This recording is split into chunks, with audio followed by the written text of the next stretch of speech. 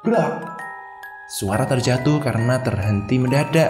Saya kaget karena tiba-tiba ada bayangan hitam melintas sekelebat di depan saya.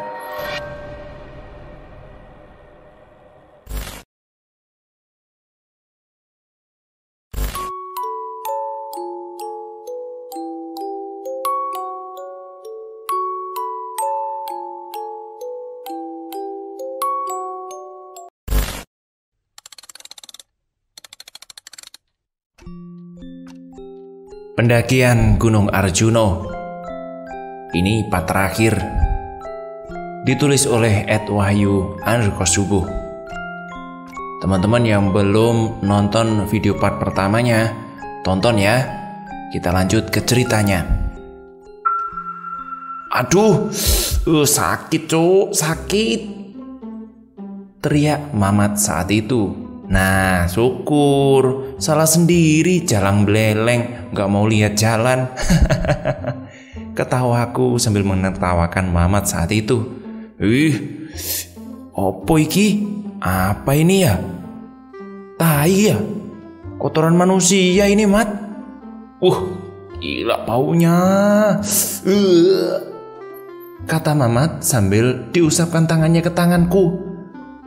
Kurang ajar lu, Mat. Ngapain kamu usapin ke tanganku, Deng? Ujarku sambil menjambak rambutnya. Aduh, loro. Sakit bu, subuh. Teriaknya saat aku jambak rambutnya. Ya, biar sama-sama ngerasain baunya. Ketawanya. Udahlah, gak tahu, Mat. Jawabku sambil jalan ninggalin dia pergi ke pemandian buat cuci tangan. Mamat pun mengikutiku jalan di belakangku. Bu, subuh, celananya mana? Kok nggak ada? Tinggal bajunya doang, ujarku. Mungkin dibawa monyet kali. Yaudah, ayo balik aja, kata Mamat. Kami pun kembali ke shelter dan bersiap-siap ke puncak Arjuno. Kami ditemani oleh Pak Andi yang katanya ingin berdoa di atas puncak.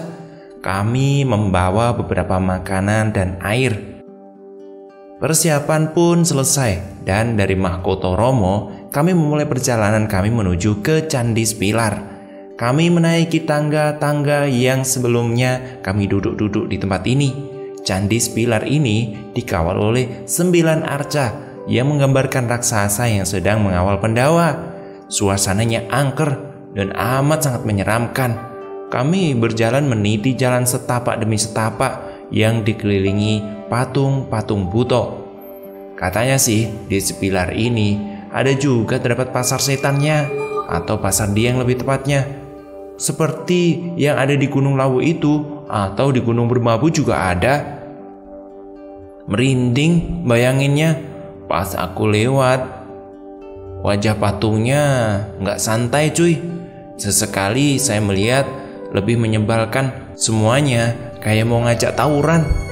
Namanya juga perawakan buto, ujar Mamat saat itu. Kapan kamu nggak merinding tuh, Mat? Perasaan kamu itu merinding terus. Kamu ingat pas diputuk lesung dirimu kebelet boker. Padahal aku cuma ngomong genderuwo. Terus aku tinggalin sembunyi. Kamu malah lari sampai celanamu belum dinaikkan. Ujarku sambil ketawa menertawakan Memet untuk juga mengurangi rasa merindingnya. Ya, namanya juga kaget. WC-nya juga horor. Emang dirimu itu teman yang gancui banget.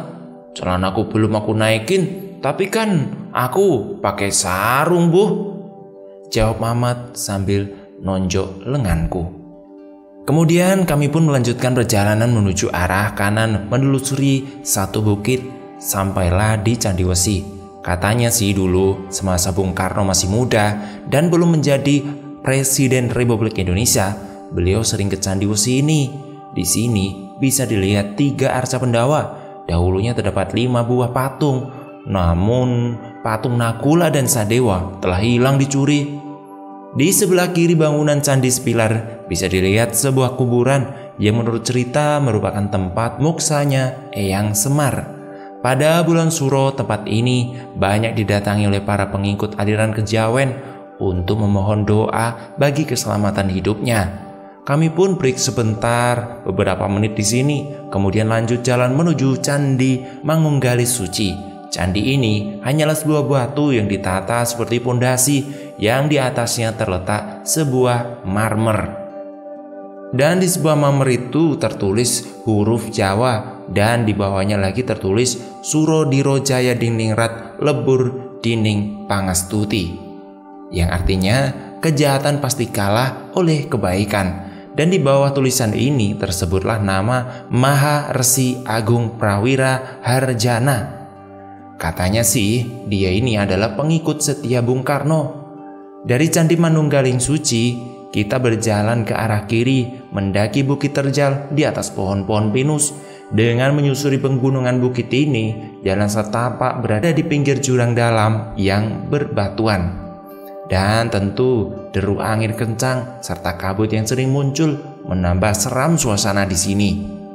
Mendaki di jalur ini harus ekstra hati-hati. Setelah berjalan sekitar 1 jam, kita berbelok ke kanan mengikuti alur punggung bukit yang semakin terjal dan bebatuan itu. Dari tempat ini, kita bisa melihat jurang dalam yang amat sangat indah. Saya dan Pak Andi jalan duluan, sedangkan Ozi dan Mama tertinggal jauh di belakang. Terdengar suara Ozi memanggilku. Ayo, tak tunggu neng kini. Apa maksudnya? Kok saya ditunggu di sini? Saya menunggu Mamat dan Ozi beberapa menit, sedangkan Pak Andi jalan duluan. Heran, dia kok bisa jalan secepat itu ya? Padahal treknya nanjak terus. Di sini sangar ya. Rasanya aura dewaku muncul, ujar Mamat. Dewa halu ya? Tanyaku. Kurang ajar kamu. Sekarang aku itu udah jadi dewa, katanya Mamat. Sejak kapan jadi dewa? Kok aku nggak tahu? Ya semenjak kita naik ke Semeru, sejak itu aku udah jadi dewa, jawab Mamat. Lah kok bisa? Tanyaku. Ya bisa lah, kan puncak Semeru itu puncaknya para dewa. Pas aku udah sampai puncak para dewa, aku jadi dewa lah. Kamu kalau manggil aku nggak boleh Mamat ya, harus Dewa Mamat. Paham? Jawabnya ketus banget. Saya pun ketawa mendengar ucapan Mamat kali ini. Saenake udelmu ae Mat. Ya udah, ayo Dewa lanjut, ujar Ozi sambil ketawa terbahak-bahak. Kami pun melanjutkan perjalanan.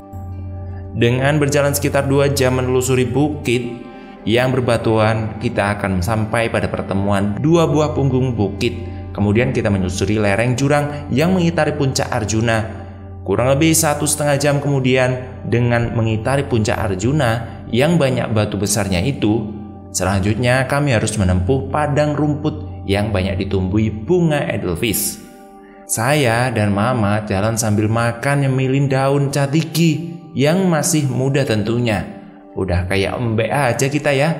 Jalur ini amat sangat terjal, melintasi tanah yang berdebu tentunya. Sekitar setengah jam kita akan sampai di puncak Gunung Arjuna, dan yang disebut puncak Ogal Agil atau puncak Ringgit ini.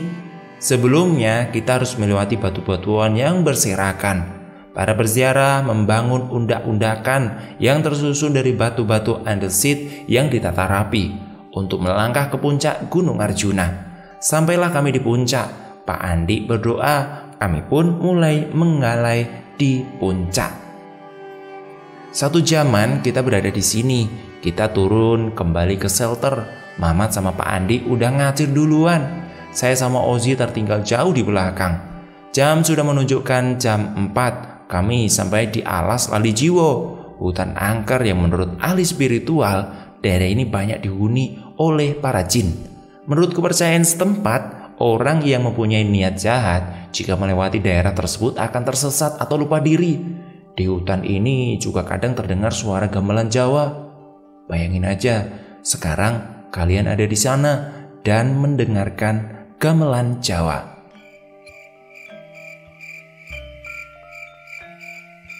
Ih,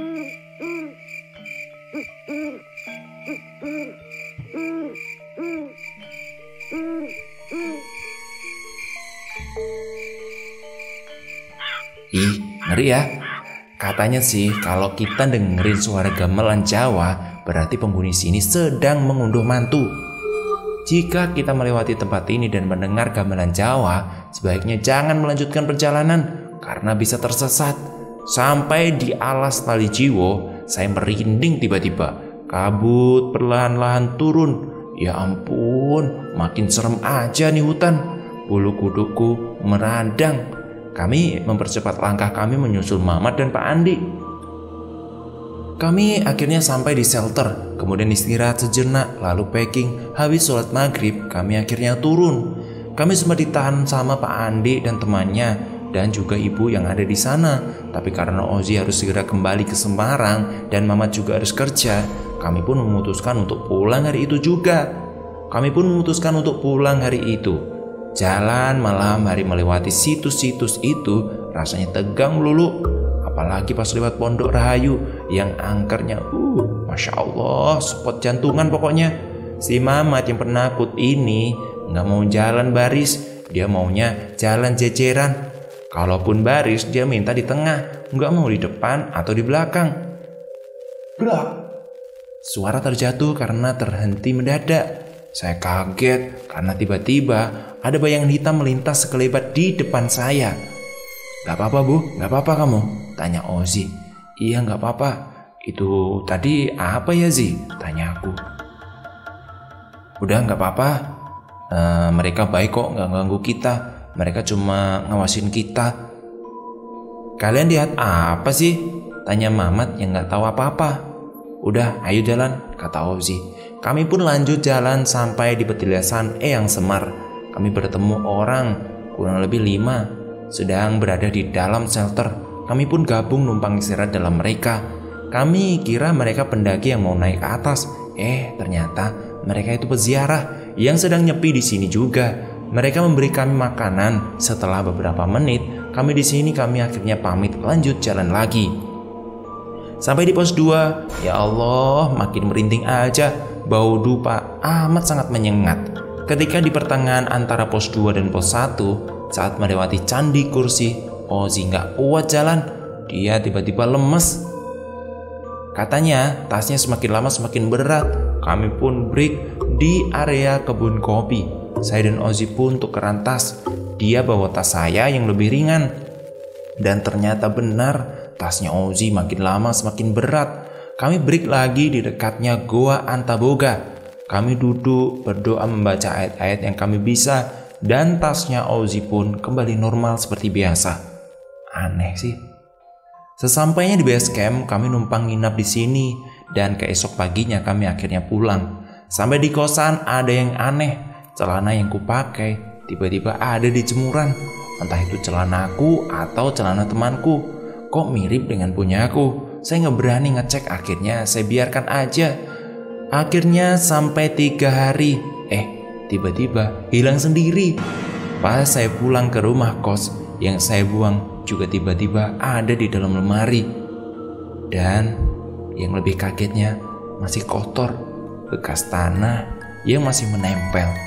Saya cerita kepada orang tua saya tentang pertemuan saya dengan Pak Andi. Kemudian bapak saya membakar baju saya, dan saya pun dibawa ke kiai untuk diruqyah.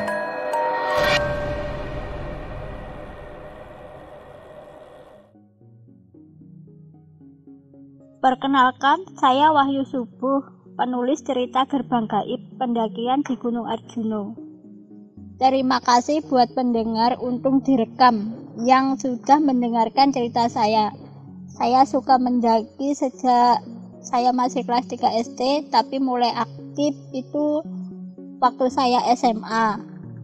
Saat mendaki kadang lancar, tak ada hambatan, tapi sesekali entah karena sebab apa saya juga tidak tahu, saya itu sering mengalami hal-hal mistis. Bahkan saya gampang gitu merasakan hal mistis yang ada di sekitar saya. Kadang teman-teman saya itu suka takut kalau naik gunung bareng saya jalan malam, apalagi pas jalan malam mereka itu suka takut. Mereka lebih memilih jalan sama saya itu saat siang hari. Saat malam hari mereka memilih ngajakin ngecamp. Pokoknya ada saja cerita gaib yang saya temui. Nantikan cerita saya yang lain di program Untung Direkam terbaru Di Balik Gelap. Tayang setiap malam Jumat jam 9 malam. Semoga bisa menghibur teman-teman semua. Salam Rahayu. Cerita ini udah selesai. Terima kasih yang udah dengerin cerita @wahyu_subuh atau Wahyu Subuh Sang Pemimpi. Terima kasih buat penulis, terima kasih juga buat semuanya.